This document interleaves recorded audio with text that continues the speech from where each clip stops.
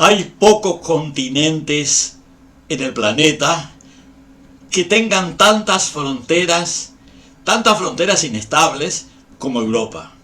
Hoy existen numerosas fronteras que hace un siglo eran diferentes. Y durante toda la historia hubieron muchas naciones, muchos estados con diferentes fronteras, y esto generó un legado que termina en el día de hoy en la inestabilidad política del continente. Bueno, de eso vamos a hablar a continuación.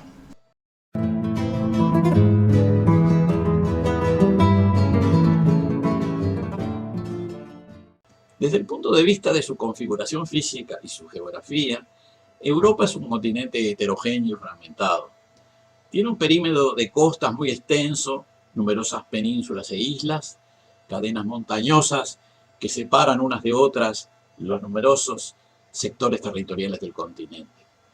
A todo esto se agrega una gradación climática desde ambientes fríos y templados fríos en su fachada septentrional a templado cálidos en sus costas, islas y penínsulas meridionales.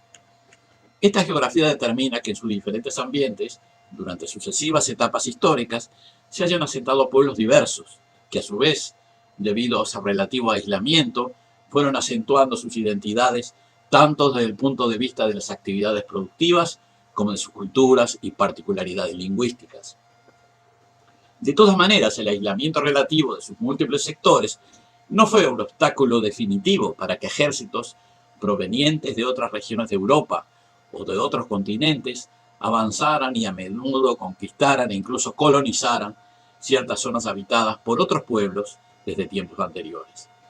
A estas conquistas y colonizaciones se agregaron migraciones voluntarias o forzadas que cambiaron la composición étnica de las unidades territoriales del continente. Todos estos cambios se expresaron a través de la creación, consolidación y dinámica histórica de los numerosos estados que formaron, modificaron, unieron, dividieron e incluso desaparecieron en los últimos 2 o 3 milenios.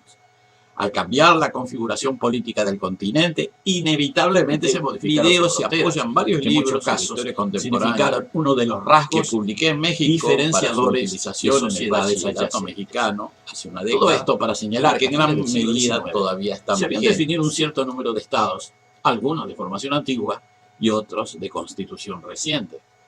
A la vez estaban más o menos configuradas las identidades culturales y lingüísticas en la mayor parte del continente, que si bien experimentarían algunas variaciones, no son demasiado diferentes de la distribución geográfica actual. El mapa político de 1880, para tomar una fecha inicial de referencia, muestra varios imperios coloniales de formación más antigua: España, Francia, el Reino Unido, Rusia, el Imperio Otomano y Portugal. Después había 3 potencias de formación reciente: el Imperio Austrohúngaro, el Reino de Italia y el Imperio de Alemania. Y varios estados con una historia colonial en proceso de declinación: Holanda, Bélgica, Dinamarca y Suecia. La geografía política de esa época se completaba con estados que habían logrado confirmación de sus independencias en tiempos recientes, como Grecia, Rumania, Bulgaria y Serbia, y la antigua Confederación Helvética, que supo mantenerse independiente, ejerciendo una neutralidad muy conveniente en ese continente conflictivo. Las potencias principales habían englobado en su territorio varias identidades culturales, particularmente lingüísticas. Por ejemplo, catalanes, vascos y gallegos en España, bretones, alsacianos, provenzales y corsos en Francia, irlandeses, escoceses y galeses en el Reino Unido, checos, eslovacos, croatas y serbios en el Imperio Austrohúngaro, bielorrusos, finlandeses, ucranianos, lituanos y polacos en la Rusia zarista, solo para mencionar los principales. Estas fronteras no duraron mucho tiempo. Poco más de 30 años después se produjo un enfrentamiento entre 2 bloques de poderes europeos que dio lugar a una guerra sangrienta, conocida como la Primera Guerra Mundial, y que culminó modificando la geografía política, incluyendo gran parte de sus fronteras. Por supuesto, produjo migraciones causadas por los cambios de las fronteras, como es el ejemplo de la derrota del ejército ruso zarista en la Primera Guerra Mundial en su frente occidental, que obligó a migración de centenares de miles de rusos hacia el este.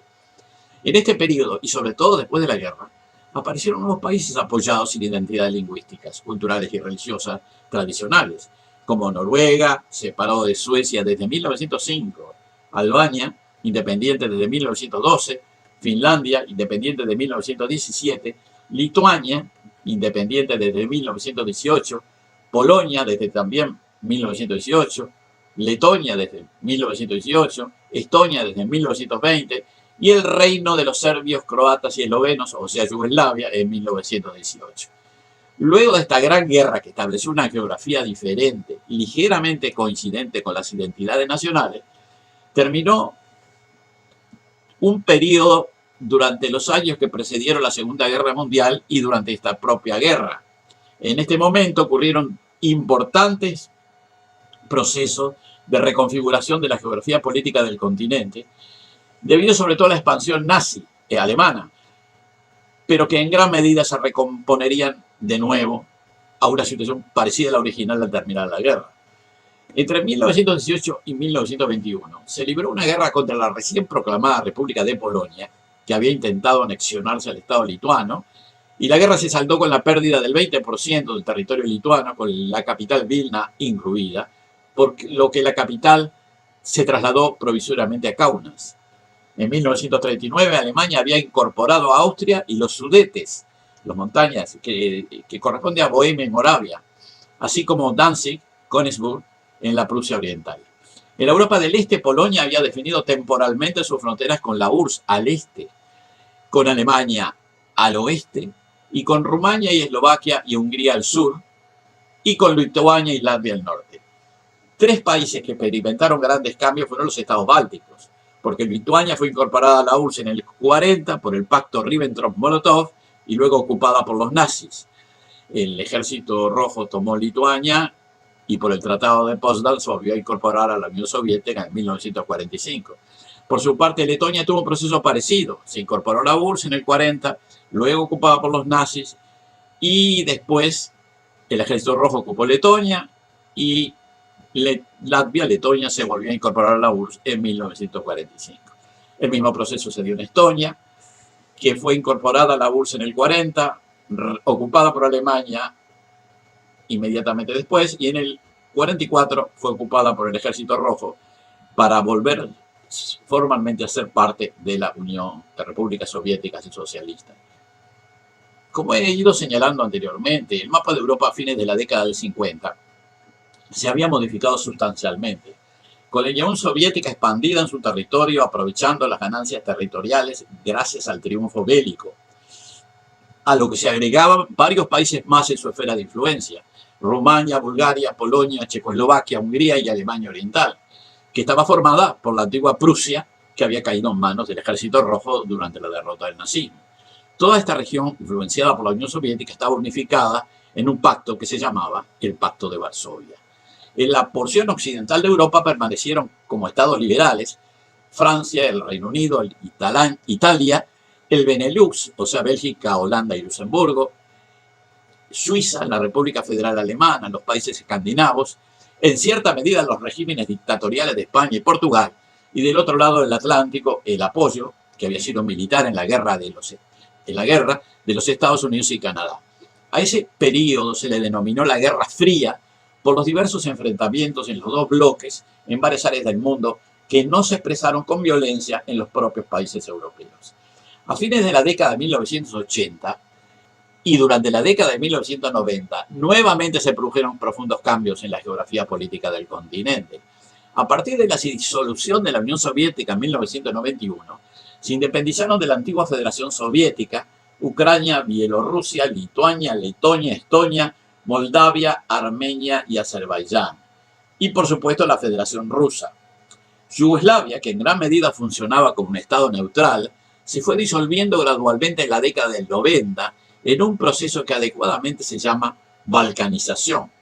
Se llamaba balcanización antes y se sigue llamando balcanización después, porque ocurre en los Balcanes, la península de los Balcanes. Bueno, a raíz de esta balcanización de Yugoslavia surgieron 7 estados independientes. Primero se declararon independientes Eslovenia y Croacia, que están al noroeste del país, del territorio, en junio del 91. Macedonia en la otra punta, en el este, en septiembre del 91. Luego de una sangrienta guerra obtuvo la independencia Bosnia-Herzegovina en el 92. Montenegro, que estaba federada con Serbia, tuvo su independencia en el año 2006. Y finalmente, luego de una otra sangrienta guerra, se independizó Kosovo en 2008 con la oposición de Serbia y Rusia. Un cambio pacífico fue experimentado por Checoslovaquia con la separación de sus dos partes principales, constituyentes, lo que se llama la Revolución del Terciopelo, The Velvet Revolution. Se formaron la República Checa, abarcando Bohemia y Moravia, con su capital en Praga, y Eslovaquia al este con su capital en Bratislava. Nuevos intentos de constituir nuevos estados en la década de 2010 no dieron sus frutos. Son los casos de los movimientos independentistas catalán en España y escocés en el Reino Unido. Faltaría agregar, y no es el objeto de esta charla, que los estados europeos occidentales se constituyeron en un bloque político-económico denominado Unión Europea, constituido por 27 países. Pero eso es otra historia. Este video se apoya en varios libros sobre historia contemporánea que publiqué en México para su utilización en el bachillerato mexicano y que en gran medida todavía están vigentes.